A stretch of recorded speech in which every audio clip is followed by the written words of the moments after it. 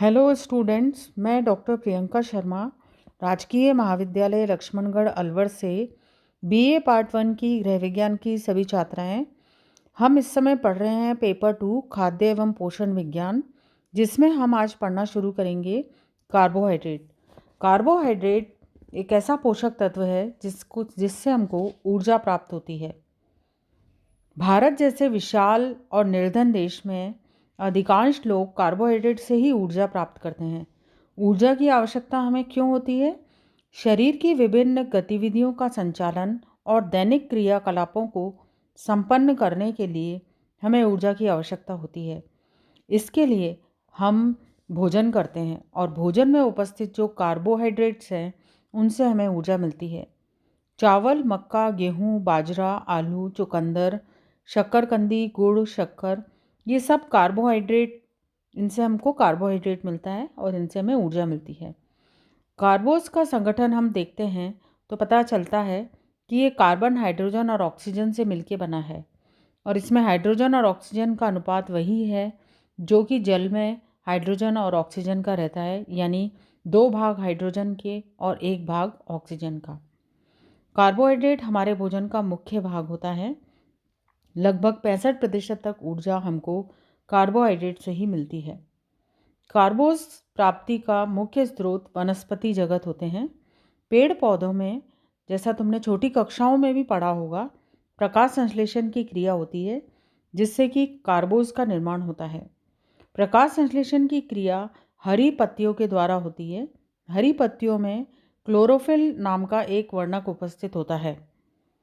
Chlorophyll की उपस्थिति में जल और कार्बन डाइऑक्साइड और सूर्य का प्रकाश, ये तीनों मिलकर प्रकाश संश्लेषण की क्रिया करते हैं जिससे कार्बोस का निर्माण होता है, जो पेड़ पौधों के अंदर जड़, तना, फल, फूल, बीज में जमा हो जाता है कार्बोहाइड्रेट के रूप में। कार्बोहाइड्रेट एक ऐसा यौगिक है जिसकी आधारीय रचना या इकाई शर्करा होती है। इसका जो रासायनिक संगठन है वो है C6H12O6। 1 ग्राम कार्बोस से लगभग 4 कैलोरी ऊर्जा हमें प्राप्त होती है।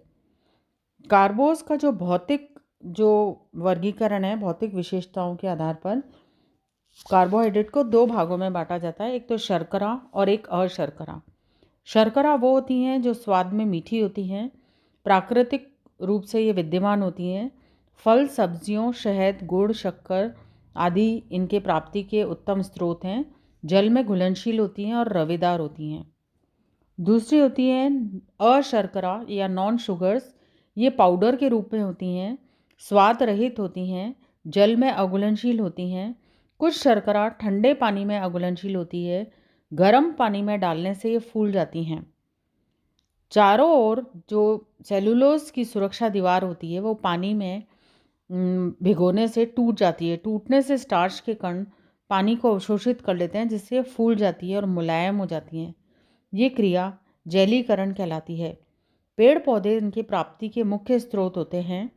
पेड़ पौधों के फल, जड़, बीज, तने आदि में ये उपस्थित रहती हैं। इनमें शर्करा की कई इकाइयाँ शामिल होती हैं। इनका कोई आकार नहीं होता है। अनाज, दाल के छिलके, फल और सब्जियों के छिलकों के भीतरी भाग में भी ये पाई जाती हैं।